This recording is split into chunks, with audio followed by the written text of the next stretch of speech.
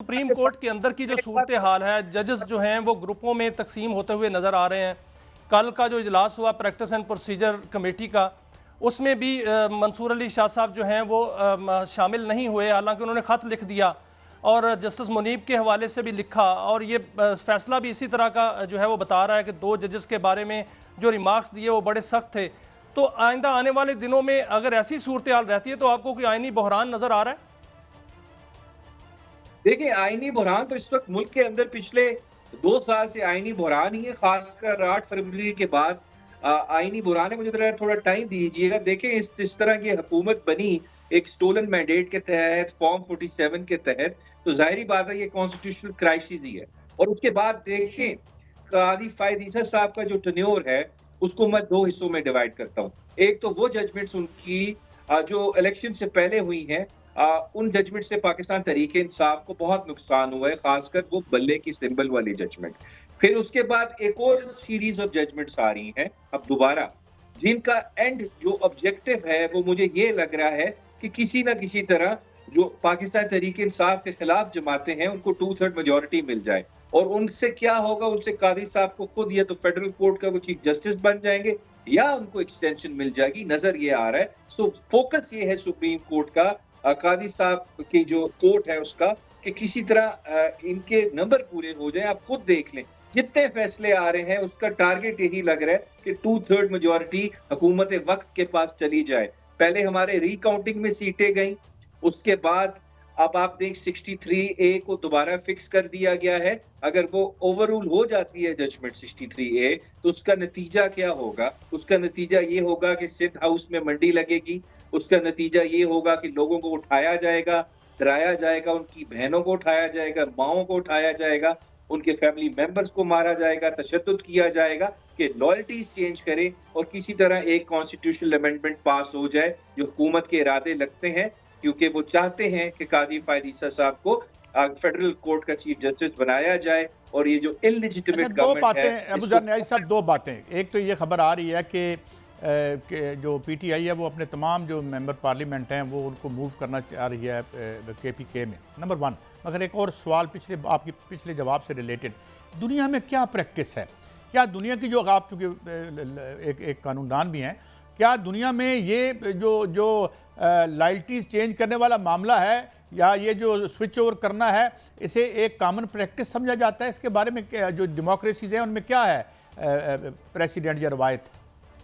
देखें कादी साहब, अगर फॉर इंस्टेंस मैं ऐसी अदालतें देखूं, ऐसी जुरिस्डिक्शंस देखूं जैसे अमेरिका है या स्कैंडिनेवियन कंट्रीज हैं, बरतानिया है, जहाँ पे डेवलप्ड डेमोक्रेसीज हैं, देखें वहां पे ना तो मंडियां लगती हैं, ना वहां पे वोट बिकते हैं, वहां पे प्रिंसिपल्स पे, असूलों पे वोटिंग होती है। तो वहां पे तो अगर डाइसेंट भी आ जाए तो इट्स ब्यूटी ऑफ डेमोक्रेसी।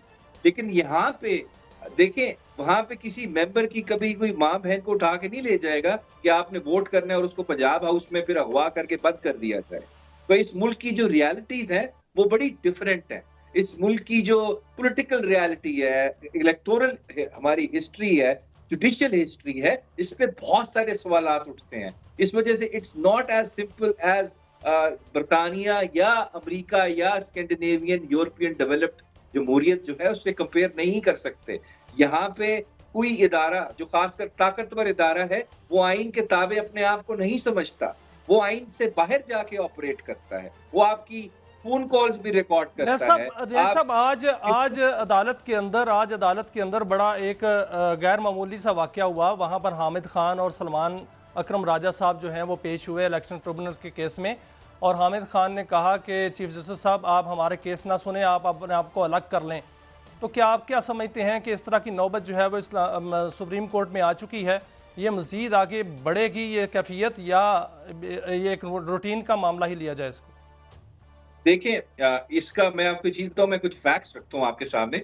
ये हवा में बात नहीं की हामिद खान साहब या सलमान राजा साहब ने, इसकी एक हिस्ट्री है, इसका एक बैकग्राउंड है। देखें, قاضی فائد عیسیٰ صاحب کا جو پاکستان تحریک انصاف کے ساتھ پیار ہے وہ سب کے سامنے عیاں ہے، وہ کتنا زیادہ ہے، وہ کس طرح باعث ان کا رویہ ہوتا ہے جب بھی پی ٹی آئی کا کیس، خان صاحب کا کیس یا کسی ہمارے کینڈیڈیٹ کا کیس ان کے سامنا ہوتا ہے. اور کوئنسیڈنس کیا ہوتا ہے کہ ہمیشہ فیصلہ ہمارے خلاف ہوتا ہے. کبھی ایسے نہیں ہوا کہ ہمارے حق میں فیصلہ ہوا ان کی عدالت میں. پھر ہم نے ریکارڈ دیا، ہم نے فائل کی درخواست کہ آپ ہمارے کیسز نہ سنیں کیونکہ آپ کی جو وائف ہیں وہ اوپنلی عمران خان صاحب کے بارے میں بیان دیتی رہی ہیں. وہ پٹیشنز فائل کرتی رہی ہیں کہ عمران خان صاحب نے بنی گالا کا منی ٹریل نہیں دیا. وہ پٹیشنز فائل کرتی رہی ہیں عمران خان صاحب صادق اینڈ امین نہیں ہے. وہ پٹیشنز فائل کرتی رہی ہے کہ عمران خان صاحب کو ڈسکوالیفائی کیا جائے ایز پرائم منسٹر. تو آپ کے اتنا امیجیٹ ریلیٹو کی طرف سے ایک امیجیٹ باعث نظر آ رہا ہے اور ساتھ ساتھ آپ کے اپنے رویے میں بھی باعث نظر آ رہا ہے. تو کیا آپ جسٹس کر سکیں گے ایسے بینچ میں بیٹھ کے جہاں تحریک انصاف کا کیس ہو؟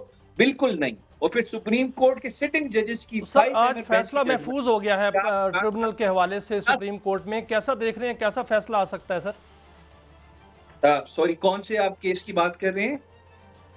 سر جو پنجاب ٹریبونل کیس ہے، الیکشن ٹریبونل کیس، آج کا جو فیصلہ تھا، آج پروسیڈنگ ہوتی رہی ہے جس میں حامد خان صاحب نے یہ نقطہ اٹھایا تھا کہ چیف جسٹس صاحب جو ہے وہ کیس نہ سنیں، اس کا فیصلہ محفوظ ہو گیا ہے. تو یہ فیصلے کو کس طرح دیکھتے ہیں، کیسا فیصلہ آ سکتا ہے سر؟ میں آپ کو نقطہ تو اٹھایا تھا وہ کیس نہ سنیں، لیکن وہ بضد ہیں کہ انہوں نے تحریک انصاف کا کیس ضرور سننا ہے. اور ابھی تک جتنے کیس سنے ہیں اس میں فیصلہ ہمارے خلاف آیا ہے کیونکہ وہ ہمارے ساتھ انصاف نہیں کر رہے. یہی ہماری اپریہنشن ہے اور ابھی بھی ہمیں یہی اپریہنشن ہے کہ جو فیصلہ آئے گا اس سے اس جعلی حکومت کو پروٹیکشن ملے گی. جو ریٹائرڈ ججز کے یہ ٹریبیونلز بنانا چاہتے ہیں وہ بنیں گے تاکہ نہ اس حکومت کے فارم 47 چیک ہو، نہ فارم 45 چیک ہو، اور ان کی غیر آئینی، غیر قانونی چوری شدہ مینڈیٹ پہ جو بیسڈ حکومت ہے اس کو فردر پروٹیکشن ملے. یہ اسی وجہ سے چاہتے ہیں قاضی فائد عیسیٰ صاحب کو 3 سال کی ایکسٹینشن دے کے فیڈرل کورٹ کا جج بنائیں تاکہ وہ ان کی موجودگی ان کا ضامن ہے، ان کی انلیجیٹمیٹ گورنمنٹ کی پروٹیکشن کی ضامن ہے. یہی وجہ ہے کہ اتنا زور اور شور ڈلا ہوا ہے کہ جوڈیشری انڈیپینڈنٹ نہ ہو، منصور شاہ صاحب نہ آئے، کیونکہ اگر وہ آ گئے تو جوڈیشری انڈیپینڈنٹ ہوگی، ٹریبیونلز بھی انڈیپینڈنٹ ہوگی. یہ آپ نے بڑا نقطہ اٹھایا ہے کہ منصور شاہ صاحب جو ہیں ان کا راستہ روکا جا رہا ہے. اگر فرض کریں جو کہ اکتوبر کے پہلے ہفتے میں اجلاس بلانے کا فیصلہ بھی ذرائع کہتے ہیں کہ کر لیا گیا ہے، اگر ترامیم ہو جاتی ہیں اور موجودہ جو سپریم کورٹ میں صورتحال ہے وہ اسی طرح رہتی ہے اور ترامیم ہو جاتی ہیں، تو پھر آپ کوئی سپریم کورٹ میں غیر معمولی صورتحال بھی دیکھ رہے ہیں سر؟ دیکھیں پہلے تو ہمیں پوری امید ہے، ہمارے نمبرز ہیں، سیف ہیں ہمارے ایم این ایز، ہم نے ان کو بھی ایک سیف کیا ہوا ہے. مولانا صاحب کے ساتھ ہماری بڑی اچھی کوارڈینیشن، پازیٹیو ڈیولپمنٹ ہو رہی ہے. ان کے پاس نمبرز نہیں ہیں. بی این پی کے ساتھ بھی ہماری بات چیت چل رہی ہے، سینٹ میں بھی نمبرز نہیں ہیں. اگر زیوم کریں گے یہ پھر بھی 2/3 میجورٹی کوئی ریاست کی پوری مشینری استعمال کر کے کچھ 2 نمبری کر کے یہ کر لیتے ہیں پوری، تو اگر امینڈمنٹ پاس ہوتی ہے تو ہم ان کو کورٹس میں چیلنج کریں گے. اور ساتھ ساتھ کیونکہ وہ بنیادی ڈھانچے کے خلاف ہیں، انڈیپینڈنس آف جوڈیشری کی ایسی امینڈمنٹ. تو دوسری بات، ہم ملک گیر احتجاج کریں گے، ہم خاموش نہیں بیٹھیں گے. یہ جوڈیشری پہ حملہ ہوگا. سپریم کورٹ کہاں ہوگی اس وقت؟ وہ تو امینڈمنٹ ہو گئی تو پھر تو آئینی عدالت ہوگی. جی بالکل. دیکھیں چیلنج کہاں کریں گے سر؟ لیکن یہ غیر آئینی امینڈمنٹس ہوں گی، ہم ان کو نہیں مانیں گے، ہم احتجاج کریں گے. ہم اس ملک کی جو جمہوریت ہے اس کو بچائیں گے، ہم سڑکوں پہ آئیں گے، ہم خاموش نہیں بیٹھیں گے. اگر ہم بیٹھ گئے یہ ہماری آئندہ آنے والی نسلوں پہ حملہ ہے، ہماری جمہوریت پہ حملہ ہے. یہ خاموشی نہیں ہوگی. آپ دیکھیں گے اس ملک کی عوام باہر نکلے گی، اس ملک کے وکیل باہر نکلیں گے